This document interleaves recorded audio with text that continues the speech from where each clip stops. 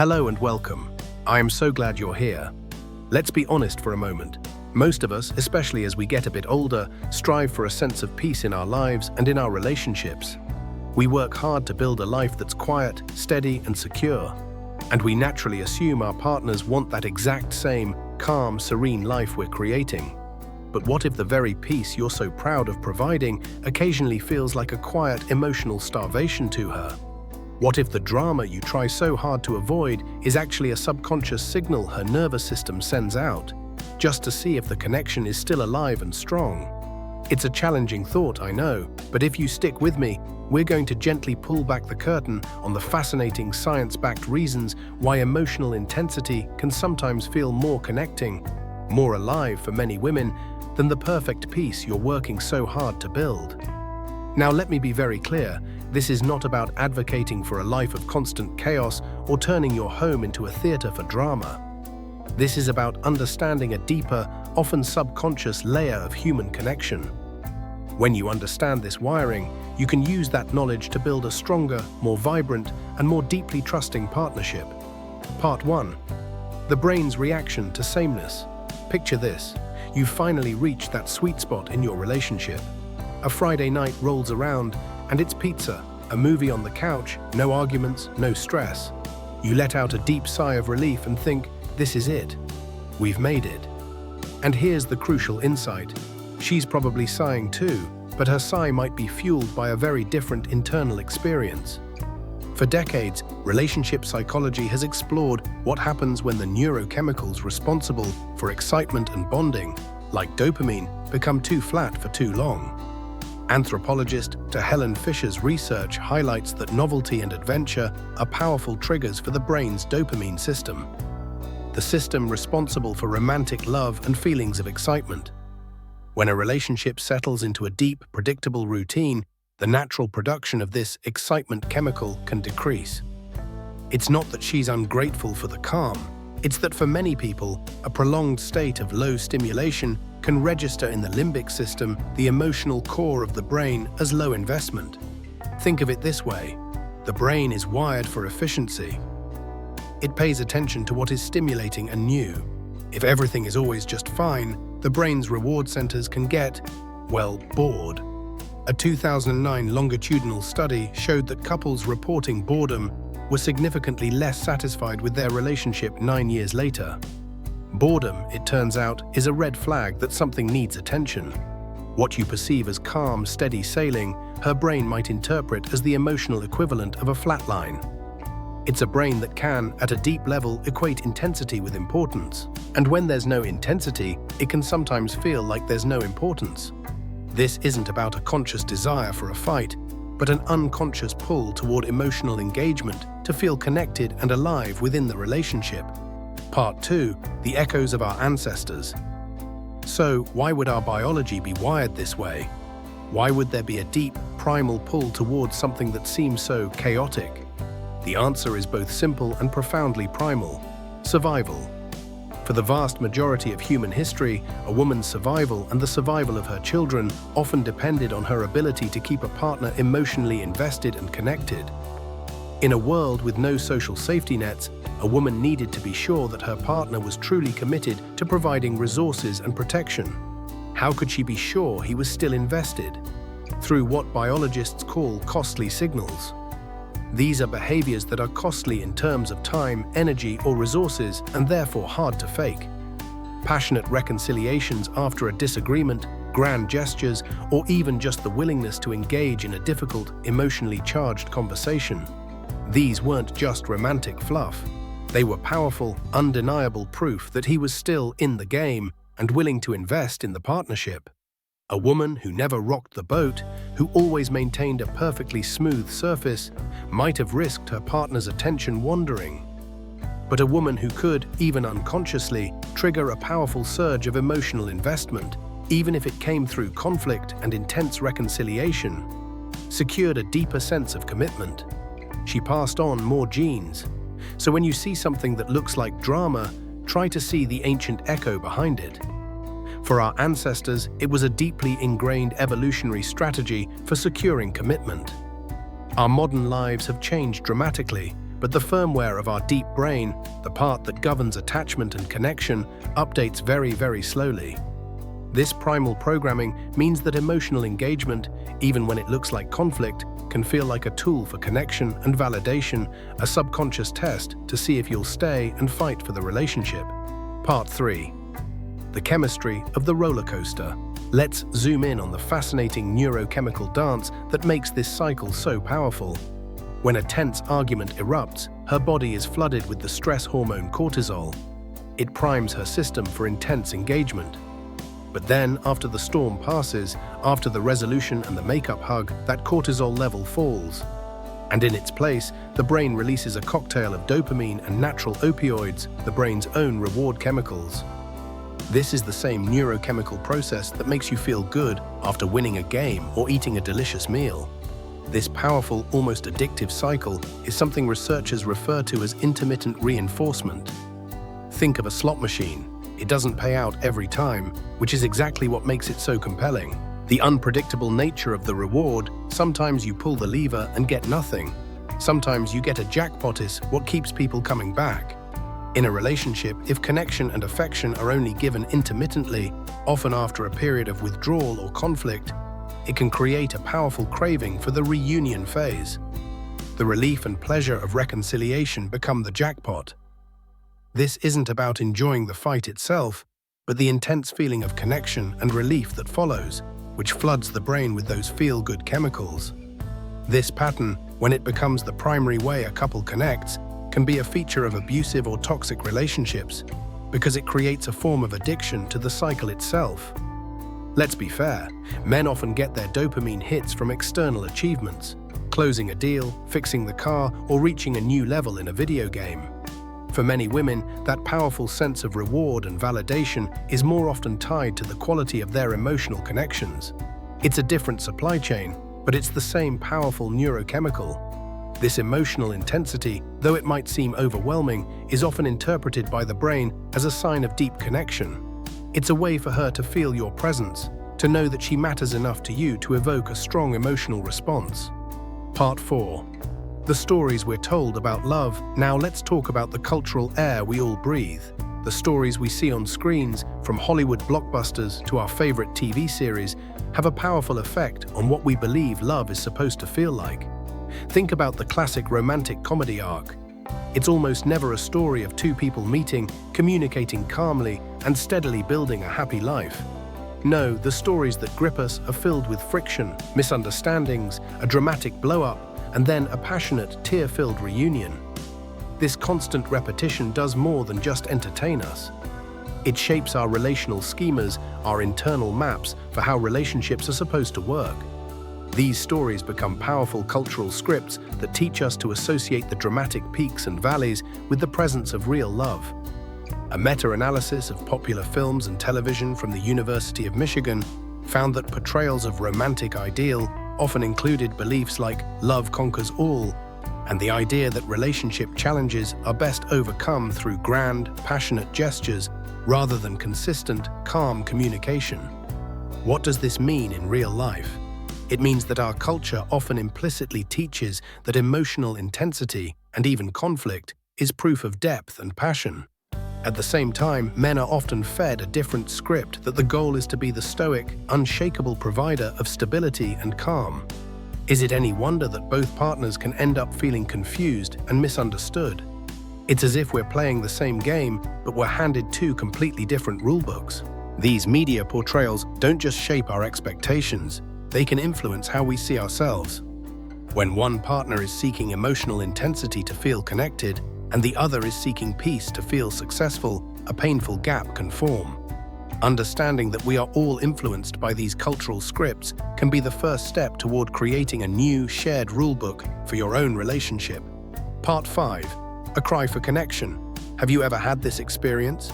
She asks, "What are you thinking about?" And you, being honest, reply, "Nothing much." And suddenly, that answer ignites an argument you never saw coming. What just happened there? While the original script calls this a stress test, I want to offer a gentler, more accurate frame drawn from the world of attachment science. Often, this isn't a conscious test designed to trip you up. It's what psychologists, particularly Dr. Sue Johnson, the founder of emotionally focused therapy, call a protest behavior. It's a subconscious bid for connection.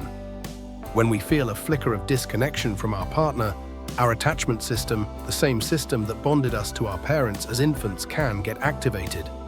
For someone with a more anxious attachment style, even a small moment of perceived distance can feel threatening. The question, "What are you thinking?" is often a plea for reassurance. Are we okay? Are you still here with me? Do I still matter to you? When your answer is nothing, her brain might interpret that as, "I'm not thinking about you, we are not connected right now." The argument that follows is a protest against that perceived disconnection. It's a clumsy, often counterproductive attempt to get an emotional response from you, any response, just to prove the connection is still alive. From an evolutionary perspective, this makes sense. A partner who is inattentive could be a partner who is about to leave. So the brain is wired to send up a flare. Understanding this doesn't mean you have to enjoy the argument, but it does allow you to see what's happening underneath the surface. You can learn to hear the underlying question, "Are you there for me?" Instead of reacting to the surface-level anger, you can respond to the deeper need for reassurance, which can de-escalate the situation almost immediately. Part 6. Feeling alive in a numb world. Let's be honest, modern life can sometimes feel transactional. We wake up, we go to work, we pay the bills, we do the laundry. The daily grind can become so routine that it starts to feel devoid of genuine emotional color. For many people, their sense of self, their very identity, is deeply intertwined with their emotional experiences. There's a feeling of, "I feel, therefore I am." When daily life becomes a long to-do list, it can leave a person feeling numb, like they're just going through the motions. In these moments, intense emotional engagement within the relationship can serve as a powerful reminder that she is still the vibrant, feeling person at the center of her own life story. The conflict can feel like a plot twist. The reconciliation can feel like a meaningful resolution. It brings color back to a world that has turned gray. Research in personality psychology consistently shows that, on average, women tend to score higher on personality traits related to emotional expression. This isn't a judgment. It's simply a reflection of different social conditioning and, to some extent, neurological wiring. When your identity is closely tied to your emotional world, a lack of emotional texture can feel like you're disappearing. One woman described this feeling as being like a piece of talking furniture, present and functional, but totally invisible. The goal here isn't to create conflict to make life interesting. It's to understand that emotional peaks and valleys are not always a sign of a problem. Sometimes they are a sign of life. For many, this emotional engagement is a form of identity maintenance. It's a way to feel alive, connected, and significant in a world that can often feel emotionally flat. It's about processing the world through feeling, and that's a fundamental difference in how our nervous systems can be wired. Part 7. Securely connected versus chronically unsettled. This brings us to the most important question. Where is the line between a healthy, lively emotional connection and a pattern of genuine, damaging instability? This is not a blanket justification for toxic behavior. The science of attachment, pioneered by psychologist John Bowlby, gives us a clear and compassionate map. It shows that securely attached individuals, those who have a deep, underlying confidence that their partner is reliable and responsive, navigate challenges very differently. They tend to use open communication, mutual understanding, and collaborative problem-solving, not constant conflict, to maintain their bond. So how can you tell the difference between a subconscious bid for connection and a more troubling pattern? Look for the patterns, not the isolated incidents. Healthy intensity is often an occasional, passionate conversation that, while uncomfortable, ultimately leads to greater clarity and intimacy. It's an emotional challenge that strengthens the bond. Unhealthy patterns, on the other hand, often feel cyclical and unending. They can be rooted in deeper insecurities or past trauma, and they tend to erode trust rather than build it. Some signs of these more troubling cycles, often associated with what therapists call anxious preoccupied attachment, might include constant crisis, a feeling that small issues are consistently escalated into major relationship-threatening dramas, protest behaviors that become punitive, Instead of a simple argument, the actions become hurtful.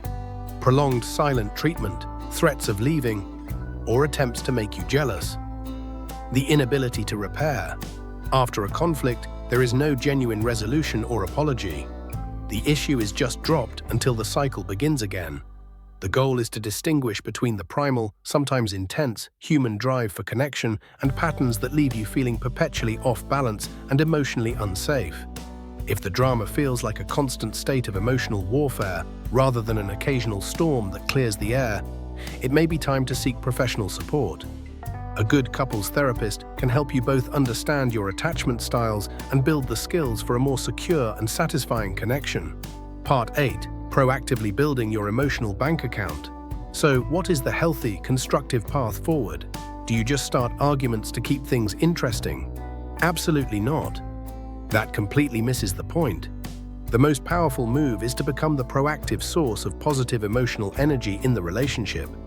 Dr. John Gottman, one of the world's leading relationship researchers, calls this building up your emotional bank account. Just like a real bank account, you need to make consistent, small deposits of positivity and connection, so that when you have a withdrawal like a disagreement or a stressful day, the account isn't overdrawn. Think of it less like creating a roller coaster and more like being the warm, engaging guide on a beautiful hike. There are moments of effort, breathtaking views, and quiet connection, all within a container of safety and trust. How do you make these deposits?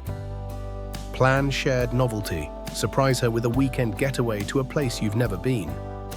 Sign up for a class together. Cooking, dancing, pottery, anything that puts you both in the position of being curious beginners. Research by psychologist Arthur Aron has shown that couples who engage in new and exciting activities together report higher levels of relationship satisfaction. Turn towards small bids. A bid is any attempt from your partner to get your attention, affection, or support. It can be as small as her saying, "Wow, look at that sunset." Instead of grunting in response, turning towards that bid means putting down your phone, walking over to the window and saying, "That's beautiful. I'm so glad we get to see it together." These tiny moments are the building blocks of deep connection. Inject playfulness, joking about who gets the last piece of cake, leaving a silly note on the bathroom mirror, or starting a spontaneous slow dance in the kitchen. Play is the brain's natural antidote to stress and a powerful source of the dopamine and oxytocin that bond us together. This isn't about grand, expensive gestures. It's about consciously and consistently creating small moments of positive emotional connection. When you do this, you become the source of that vibrant, alive feeling she craves, and the subconscious need for conflict to create intensity naturally fades away. Part 9. Becoming the calm in the storm. Now, what do you do when an emotional storm does start to brew? She's upset, venting about something, and you can feel the intensity rising. The instinct for many men is to either fix it immediately, "Here's what you should do," or to flee from the discomfort. There is a third, far more powerful option: learn to be the anchor. Your calm, grounded presence in that moment is one of the greatest gifts you can offer her nervous system. In neuroscience, this is called co-regulation. When one person's nervous system is in a state of high alert, it can be soothed and calmed by the presence of a regulated, non-anxious nervous system. You are literally lending her your calm. This is a skill, and it takes practice. Here's a simple 3-step process you can use, which I call hear, hold, and reassure. Hear. Don't just listen to the words, listen to the feeling underneath the words. Instead of immediately defending yourself or solving the problem, try saying something like, "Wow, it sounds like you're feeling really scared right now," or "I can hear how hurt you are." This is called validation, and it is incredibly powerful. Hold. This is the hardest part. Just hold the space. Don't interrupt. Don't try to fix it. Just be there, present and breathing. You can even silently count to 5 before you respond. This small pause prevents you from reacting defensively and allows her to finish her emotional thought without being cut off. Reassure. Once she feels heard, you can offer reassurance. Not about the content of the argument, but about the connection itself. Something simple like, "We're going to figure this out together," or "I'm not going anywhere. I'm right here with you." When she experiences you as a solid, non-reactive anchor during her emotional turbulence, She gets the intensity of feeling deeply seen and understood without the relationship feeling threatened. This builds immense trust and security over time. Part 10. Boundaries as an act of love. Remember, being the anchor doesn't mean you become a doormat. A secure man understands that endless chaos is not sustainable. Healthy boundaries are not walls you build to keep your partner out. They are the clear, agreed-upon rules that make the space between you safe for both of you. As researcher and author Brené Brown says, "Clear is kind. Unclear is unkind." Setting boundaries is one of the kindest things you can do for the long-term health of your relationship. Frame these boundaries not as threats, but as statements of what you need to stay engaged constructively. You might say, "I love you and I genuinely want to hear what's upsetting you, but my brain shuts down when there's yelling.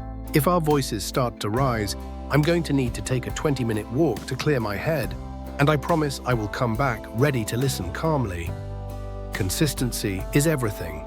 When you calmly and respectfully hold this boundary, her nervous system begins to learn that drama and escalation don't lead to connection. It learns that calm, respectful communication is the true path to being heard. Over time, this fosters a deep sense of trust and security, creating a healthier dynamic where both of your needs are valued and understood. Conclusion. The real work of love. The internet often presents us with two simple but wrong stories. That relationships should either be perfectly peaceful all the time, or that drama is a sign of passion. The truth, as neuroscience and psychology show us, is far more nuanced and hopeful.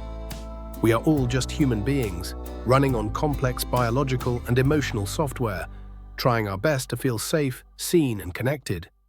Your job isn't to fix her or to demonize her need for emotional connection. Your job is to understand.